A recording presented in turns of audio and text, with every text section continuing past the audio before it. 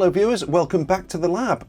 The other day I was contacted by a chap called Matt who already knew that I was well interested in anything related to Quantel, and he was in the process of about to scrap a Quantel QEdit system. Now this is one of the much later systems from I think around about 2005. The Quantel systems changed radically around about the time of the millennium because they switched from using the old 68,000 base system to a PC based system, and I must admit I've never really been that interested in those. I much like the older systems which are based on the 68,000 from Motorola. So he said he was scrapping this system. Would I be interested in seeing any of the bits in it? And I thought, well, yeah, why not? Although the newer systems are basically a PC with a bunch of plug-in cards, there might be something interesting to see. So I said, yeah, sure, send them over. The box has arrived. I have actually already had a look inside this. Just a quick look. So what I'm going to do is pull everything out, we'll have a look at it, and we will look at these Quantel cards in a little bit more detail. So this particular system in question was actually used in the news department. I also believe it was standard definition only, so it wasn't HD. So let's take out these cards.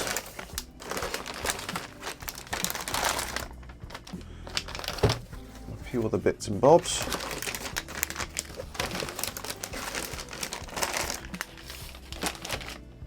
So we just got a quick note from Matt. Hi Mark, here are the Quantel cards. I hope you found them interesting. I threw in the graphics card, RAM and CPUs too in case they are useful or just add to the collection. I think the CPUs are 3.2 GHz Xeons, probably cost a fortune at the time. Yes, they probably did. But then the whole Quantel machines probably did as well. So that's the note. So first up, this just looks like memory.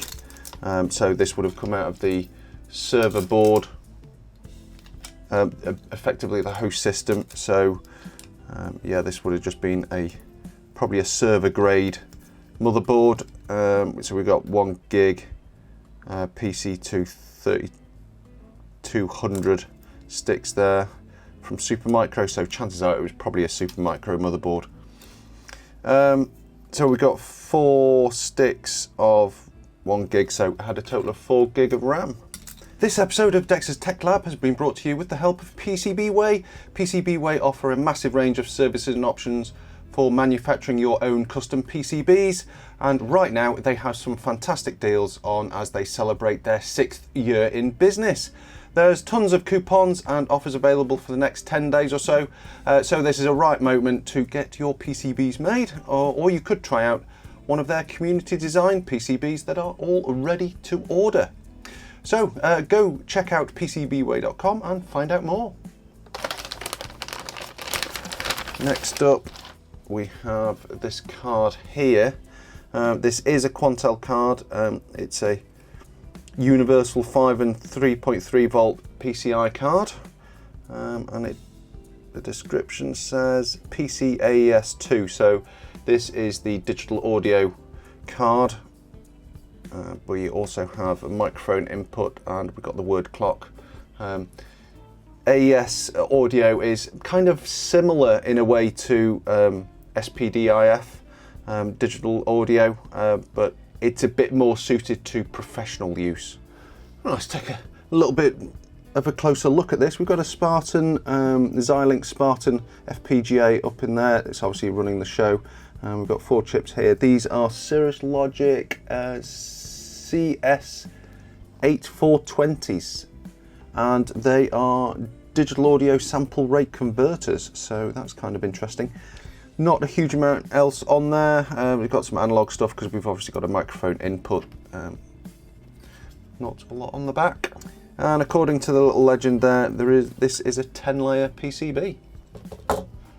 Right, yeah, pretty obvious this one. This is a Gigabyte GVR4650C. It's just a regular AMD Radeon PCI Express video card. Not anything special at all. So we've got DVI, VGA and HDMI. HDMI still has the bung in it, so obviously they weren't using that. The next card along is this one. This is another Quantel card. This one is described as PCI Serial 2. So this is a regular 32-bit PCI. It's 5 volt only on that one, so there's no notch for the 3.3. Not entirely sure what this is doing, but I do know on these machines you can have a lot of accessories and peripherals added on, flying faders and various things like that that help you in the editing process. So this could be an interface to that. We've got a large DC-DC converter on there, which is 12 volts at 1.2 amps. So that's quite beefy. So it's obviously providing some power somewhere as well. Again, that might be for flying faders and stuff. They might have plugged in here. We've got a large IC there, which is an Oxford Semiconductor OX16PC1954. Right, I've just looked that up. I can't find a huge amount of detail on the actual chip, but I have found some information on the actual drivers, and it's a UART. So yes, it's just a big serial input and output card. So nothing too special there. I noticed there is a big power connector there. I wonder whether that took power from the main PC power supply to power the DC-DC converter, because there probably wouldn't be enough over the PCI slot to achieve that. As I didn't take the machine to bits, I'm not quite sure what connected to what. We also have here what looks like an enormous battery. Yes, it is actually a battery. I've never seen one that size before. No, I was wrong. This is not a battery. This is a Dallas serial number I button. So it basically contains a 64-bit serial number. So it's just stored in what looks like a battery, but it's not. And this one appears to be a 4-layer PCB, so nothing particularly special going on that one. Right, let's have a look at the best bit, which is the main processing cards.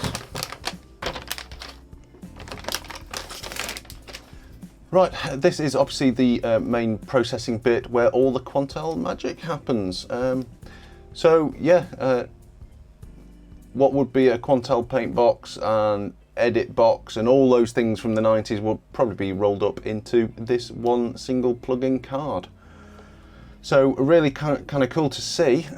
It's actually, you can see here, it's a PCI X 64-bit card, which is actually made up of three layers, so quite a chunky bit of kit. So just have a look on the end.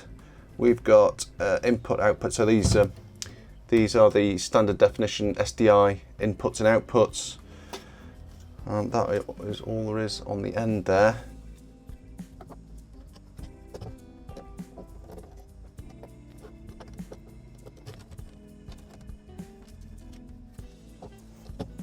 Right, what I'll do is go from left to right. We'll look at the board, see what bits are on it. So on this end we've got the SDI outputs. We've got 4 chips here.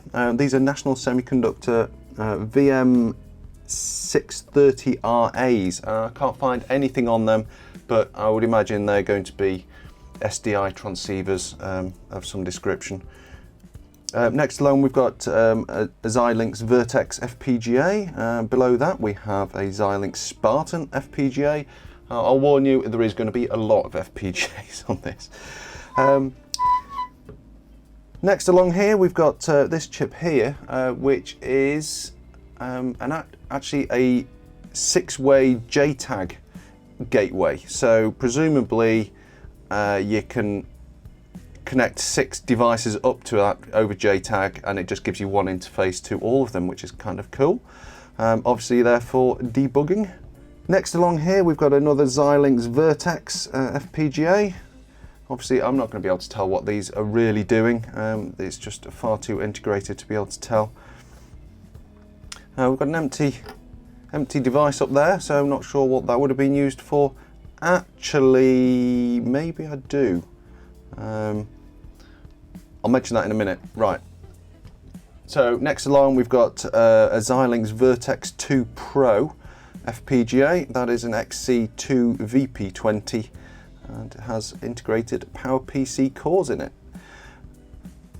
So up in this top corner we've got two 68-pin SCSI connectors. So presumably these FPGAs and these two little bits of RAM here are the interface into the hard disks, which would have been for the video storage. Now it looks like we've got an unpopulated one here, possibly. Let's just see. Yeah, same pins. So I wonder whether there could have been a third channel there, which isn't populated on this one. We've got a device under a heatsink there, so let's see if we can pop that off and see what it is. I'll just give it a bit of a wiggle, wiggle, wiggle, and we'll see whether it pops off.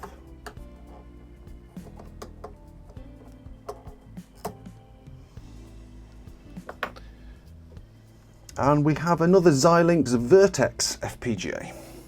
Obviously that one was getting a bit warmer than the others, and they needed to put a sticky heatsink on it. So over at the end here we have an Altera Flex PLD, so obviously not quite so complex as the FPGAs. We've got two mezzanine connectors which went up onto this small board. We'll look at that one next. We've got two voltage regulation modules there. If we take a look at the back side, we have lots of passive mostly. We've got an Altera Max. Are they PLDs or FPGAs? I can't remember. So we have a few RAM chips on here. So this one here looks like it's paired to. So we've got that FPGA and that chip there. So that is probably one. We'll have another set there. That is the unpopulated one, so that would be the second one to the pair on this one. And then we have a bank of 6 and then another bank of 6 on this side. So I'm going to say that they're probably that part and those off of that part there. So it's possible, I guess, that this is output frame buffer maybe, given that it's right next to the video inputs and outputs. So these are actually DRAM, typically SDRAM. They are 16-bit wide and have a memory size of 256 megabits, which is 32 megabytes each, which gives us a total of 384 megabytes in this area. And they've used the same ones over here, which is presumably for a disk buffer to the hard disks. So there's 2 each on each channel. We've got 64 megabytes of probably a disk buffer on each of the channels.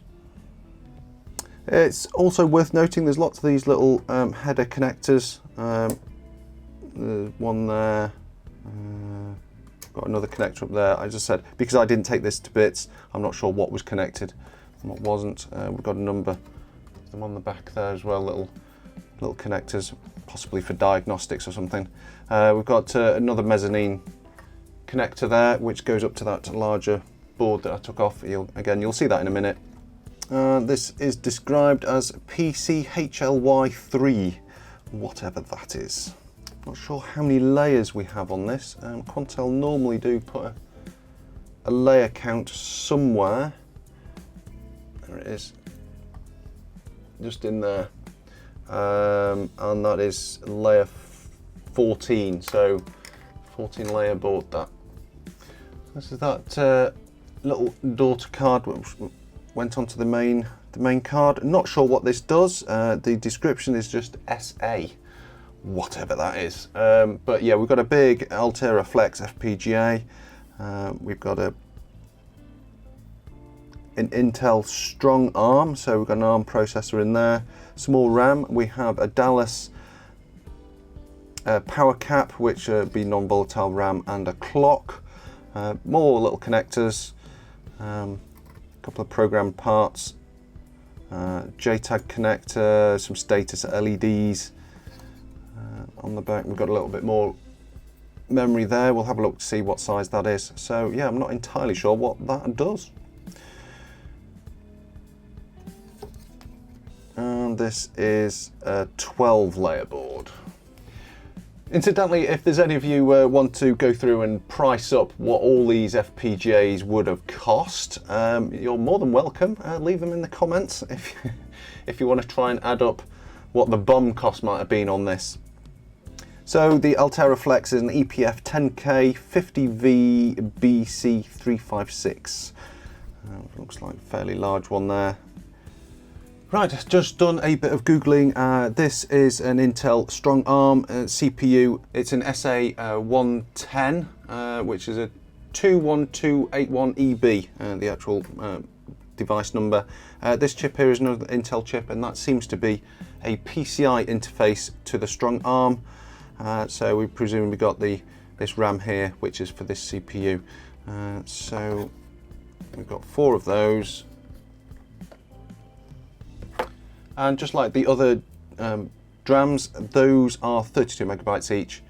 So we've got a total of 128 megabytes of RAM on this little processor CPU thing going on. We've got a Dallas DS9034 PCX power cap with crystal. So this will be a battery back and non-volatile RAM, crystal, and a real-time clock. And I can't really find any information on that.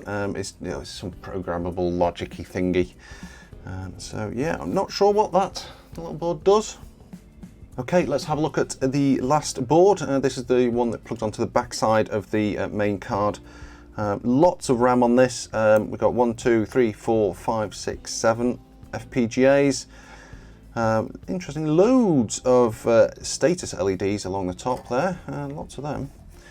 We've got RAM on both sides, and we've got the mezzanine connectors which connected through to the main board. We've got some more Datel voltage regulation modules. So these are all the same. These are Vertex 2 Pro, and they are the XC2 VP40. So we've got 4 of those. We've got a Vertex 2 Pro VP30 in the center there, and then 2 larger Vertex 2 Pros.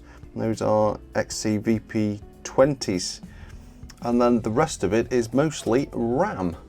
So let's add up and see what we've actually got on here.